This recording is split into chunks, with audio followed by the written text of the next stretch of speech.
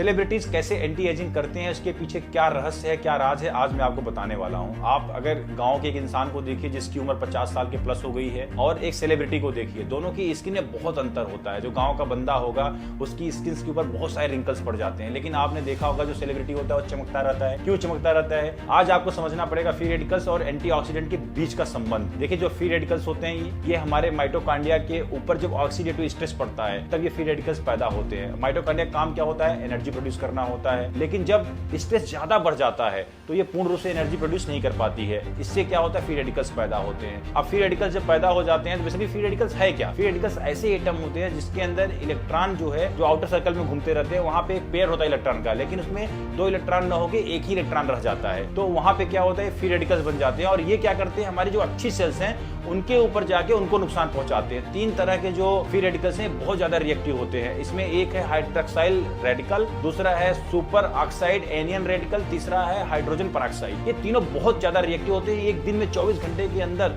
10,000 बार आपके अच्छी सेल के ऊपर जाके अटैक करते हैं। तो आपने क्या करना है? इन्हें कंट्रोल करना है, इन्हें शांत करना है। इसके लिए क्या करना पड़ेगा? आपको एंटीऑक्सीडेंट लेने पड़ेंगे। एंटीऑक्सीडेंट कहां से आएंगे? एंटीऑक्सीडेंट आएंगे विटामिन से, मिनरल से और एंजाइम और प्रोटीन से। तो कौन कौन से विटामिन खाने हैं? अगर आपके अंदर बहुत ज्यादा स्ट्रेस और तनाव बढ़ रहा है तो विटामिन ए, सी, ई का ध्यान रखना है। कितना लेना है इससे पहले ये जान लेना जरूरी है कि इनकी आरडीए कितनी है। विटामिन ए की 900 mcg होती है, विटामिन सी की 90 mg है और विटामिन ई की 15 mg है। तो अगर आप मान लीजिए विटामिन सी की हम बात करें, आपने एक अमरूद खा लिया, पपाया खा लिया, संतरा खा लिया तो कोटा पूरा है। उसी तरह से विटामिन ए के लिए क्या करना है? गाजर खा लिया आपने, अब स्वीट पोटैटो खा लिया तो विटामिन ए का भी कोटा पूरा है। विटामिन ई के लिए आपको सीड्स एंड नट्स खाने हैं। इसी तरह मिनरल्स की बात करें तो जिंक एंड सेलेनियम बहुत ज्यादा इंपॉर्टेंट होते हैं एंटीऑक्सीडेंट की नजर से। सेलेनियम कितना लेना है आपको? सेलेनियम आपको लेना है 55 mg और आपको जिंक लेना है 11 mg। और इसके लिए आपको कुछ नहीं करना। सेलेनियम के लिए आपको दही खाना है, चावल खाना है, और जिंक के लिए आपको सीड्स एंड नट्स खाने हैं। और विभिन्न रंगों के जितने भी वेजिटेबल्स होते हैं या सब्जियां होती हैं अगर आप खाएंगे